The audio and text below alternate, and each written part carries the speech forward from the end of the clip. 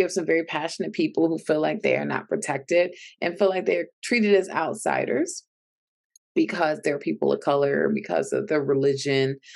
This man was a victim of a hate crime and it sparked all this outrage. And you can get the opinion of those who are affected by this, but you also have the opinion of those who were once a part of these hate groups.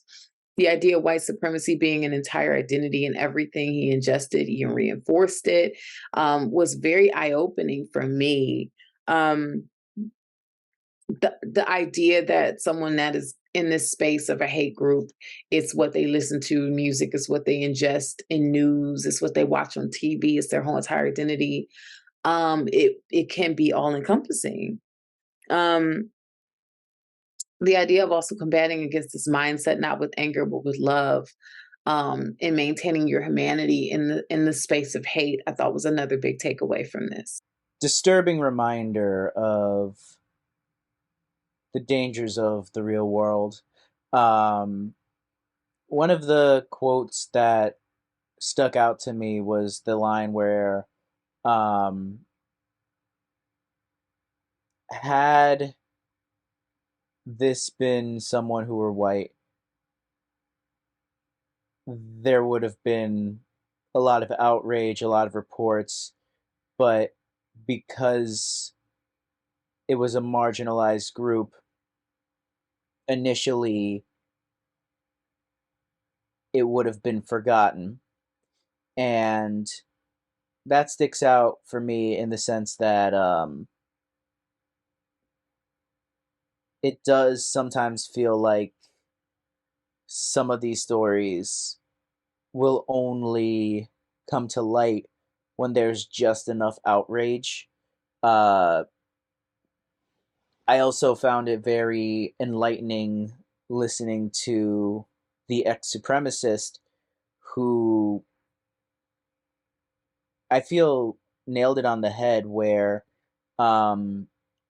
a lot of that supremacy comes from a place of insecurity, where they don't feel secure of their place in the world, and because of that, they need a scapegoat, and that scapegoat just happens to be minorities.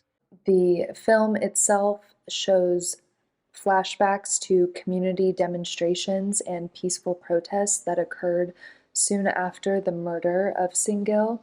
Many of these protests are protesting against racism, and include various interviews of concerned citizens.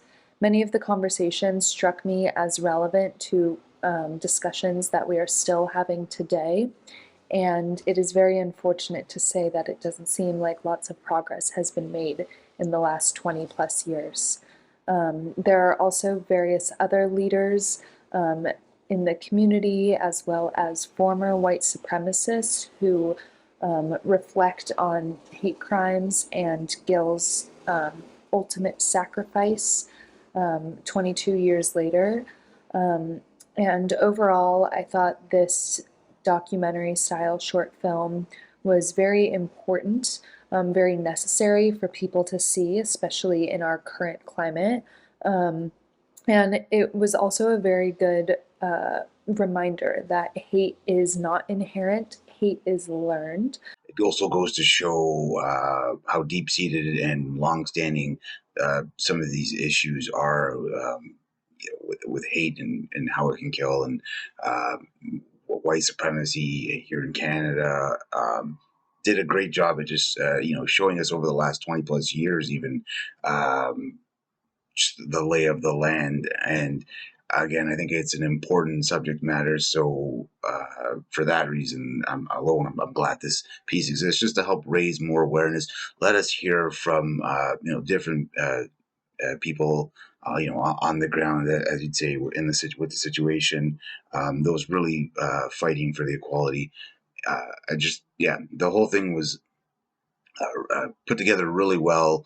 And again, we got to hear some really important talking points, and overall, just again, an important and compelling piece. This film really tells us, it makes us understand that the violence is there and is there every day, and especially white supremacist violence, the hate that many people still have inside their bodies for no reason, just because somebody is different, somebody's not the same color, not the same religion, not from the same country. There is this strong violence, and it should really stop, because many people have been killed for no reason at all. Many lives have ended for that. And I think the documentary really makes you stop and think that if there was no violence, the world would be like such a better place, and everyone could just enjoy their lives freely, finally. So I think the film was very well done. I really like their style as well, the mix between B-rolls, interviews, and graphics as well. I very much appreciated the message of this film. We need to continue to fight against racism, a true evil.